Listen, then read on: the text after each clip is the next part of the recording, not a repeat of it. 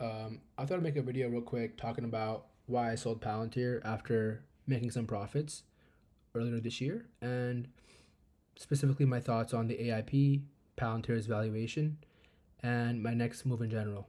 Right, so Palantir ran over like 340% in 2024. Right, if you guys look at how much this shit's gone up, they were a really high performer in the S&P if they weren't the best, right? Maybe MSTR outperformed, but outside of that, everyone's talking about. Well, I guess MSTR is not in the S&P, otherwise they would have, right, guys? But yeah, Palantir, I think it actually was a top performer, and everyone's talking about the AI and the government contracts and the future of defense tech, and this has been going on since I'd like to say like right about like here. August, September is when things started to pick up, right? And roughly like October and obviously when Trump got elected, things picked up, right? But I want to talk about how I traded it 2 times, right? As you guys can see right here. And roughly doubled my money there with Palantir. And in this video, I wanted to kind of break down when and why I bought, how many times I exited, um, and specifically how I timed my exits, I'd say, and what Palantir actually offers from the Gotham to the AIP and Apollo, and they have a few different products and platform. So we should take a look, right? And along with that, I just wanted to speak as to why I think the stock is overvalued right now, and I plan on definitely getting back into Palantir, but just not right now. So let's talk about all that. Right, so just like the backstory, late fall, like in 2024, I had the chance to interview at Palantir. And just to be clear, nothing in this video is, based on anything that's not public or confidential, guys. I actually bought into Palantir, as you can see, way before then. I bought into that Palantir at 56 here and at 45, right? You can see that. Wow, what is wrong with 56? Let me refresh this for you guys. Right. Wow, this laptop is not doing okay, guys. But again, you can see that 56 and 40s were kind of in October and November, right? But yeah, besides that, the interview process actually is what it inspired me to dive deeper into what they do, and kind of how their software platforms are positioned for the future. And the more I learned and the more I kind of got an idea of to where things are going, and I thought about it more as to where AI and where robotics and kind of automated systems and solutions will go in the future. I saw this as a long-term winner. But what what many say is important is it's not always important as to you know which ones you buy or which stocks or which tickers you buy, but it's actually the price at which you buy it, right? Which kind of matters. But it's also, there's a reason why I sold, right? It wasn't about just holding forever and ever. As you guys can see, when it started to get up here, I mean, I personally was kind of wary as to where the valuation was for the company, right? So you guys can see kind of clearly here that I bought 116 shares roughly at 56, and I sold them for about 110, right, on the way down from here. Took my profits there because the company was at like 250. It was trading at 250 times earnings and some crazy ass evaluation. So this was one of the things that I initially took profits on back in 2024 to switch my position into MSTR, which I'm glad I did, I guess, because I see a better future there, and I think Palantir is still super overvalued, so I don't really regret that, guys. But specifically, both of those times, I didn't really sell because of panic. I mainly just sold because, like I said, I think the evaluation was just too high for my liking currently, and I found a way better opportunity in MSCR, right? For a rough estimate, Palantir is about 3 times the size in market cap, and they have exactly 0 Bitcoin. So that was part of my thesis there, but we can get more into that in the future.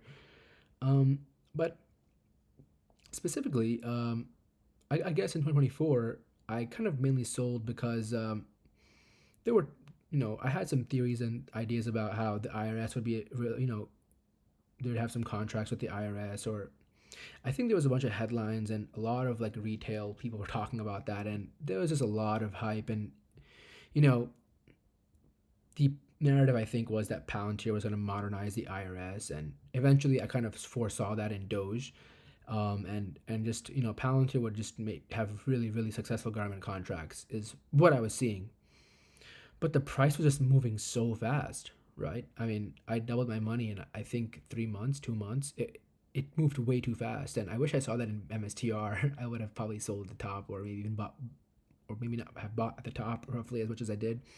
But that's a different story, right?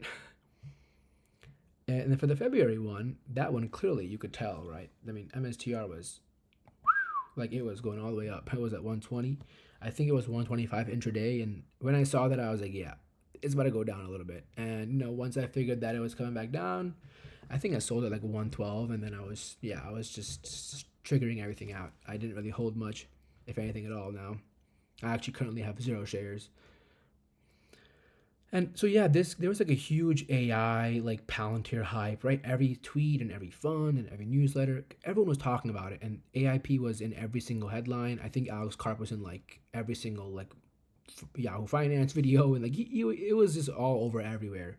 And that was one of the first times that I realized about how misleading the hype can be, especially because the price had already moved, right? The point is to buy low and sell high, right? For the investments which you are not foreseeing to hold forever. Or at least in this case, I wanted to arbitrage some of the profits into MSTR, right? So mainly, I do think that AIP is legitimately powerful in that I think that's part of the reason why the stock price went so vertical.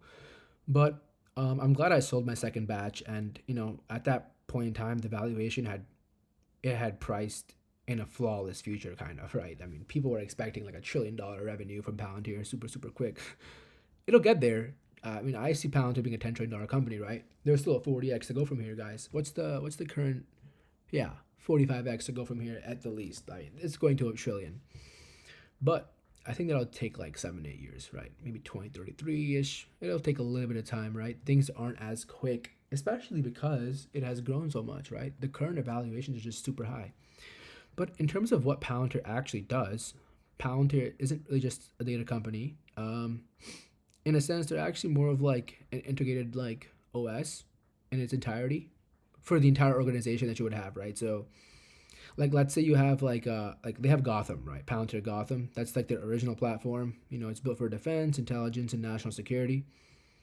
And it's used by the U.S. military as well, right? We know we've seen their contracts with the Navy and the Fed and all these different government organizations, and these agencies for pattern recognition, threat analysis, and battlefield operations. That's what Gotham is kind of engineered for, and Palantir software is extremely well designed. I'd like to add for their Foundry platform.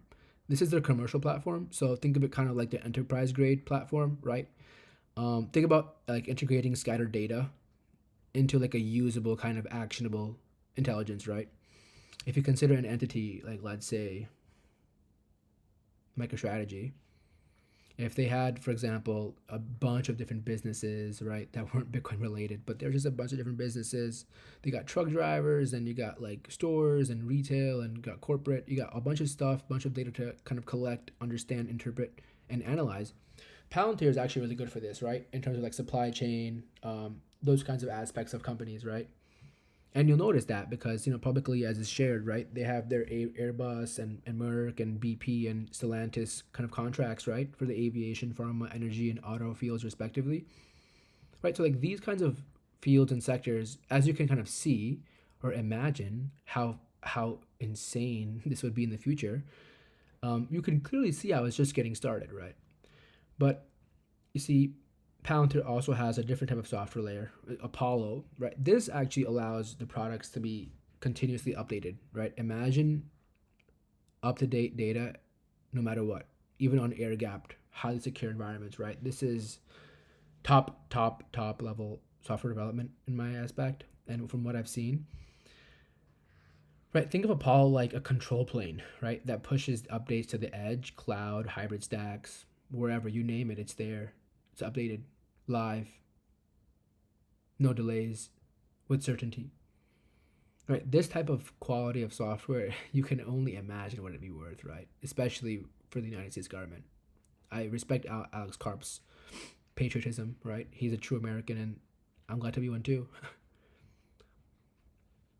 But no, truly, that kind of technology is what allows, right? Apollo technology, that kind of software is what allows Gotham and Foundry to be deployed anywhere, right? Think about it. You got defense systems classified, right? Cloud, non-cloud, private, hybrid, cloud native. You've got all types of deployments, right? From commercial, government, personal, right? Palantir truly, I think, has solutions for anything, right? And it's very easy to say that they're the AWS of solutions, but you'd have to look at the technology yourself to actually understand, guys. And their AIP, right? Their artificial intelligence platform, that's like their main platform, right? I mean, if you guys just look at, it's like their newest layer, right? This AIP actually, in turn, it allows organizations to integrate those LLMs securely on top of their private data, right? So when we use LLMs ourselves as typical consumer grade people, they're collecting all of our shit, right? Regardless. But these guys have private instances that are deployed natively on top of their solutions and products and on top of their data. Imagine if you had an LLM that was native just to your business, that knew all of your data, that could essentially run the entire business as optimally as possible. It's not possible for humans to do that. And in fact, part of this is what led me to my Bitcoin thesis, right? Of thinking where the world's going, how things are kind of rolling over, what life will look like in 5 years, who will have jobs, what kind of jobs will exist, how much will things cost, right? All these things, when you think about, you realize that the US dollar is kind of what's at fault here. But I don't really want to get into the kind of argument there as to why Bitcoin. But let's just say that Palantir software is going to replace a lot of jobs, right? And rightfully so, to be quite honest. It doesn't make mistakes, right? And if it does, it's because it was a human error, right? Their technology is extremely redundant, secure, and yeah, I'd like to add that that shit is crazy, man. I got a chance to use their platforms. Um, I think it's pretty crazy what they've built. And the interesting fact is, a lot of the retail investors, they have no idea why they own the stock. They just bought in because of the momentum and hype. They have no idea what Palantir does, and I guarantee you, right? I sold with the idea of buying it back. Like, see, I think Palantir will hang out around $100 and $200 for a few years, maybe, right, until it catches up to its hype.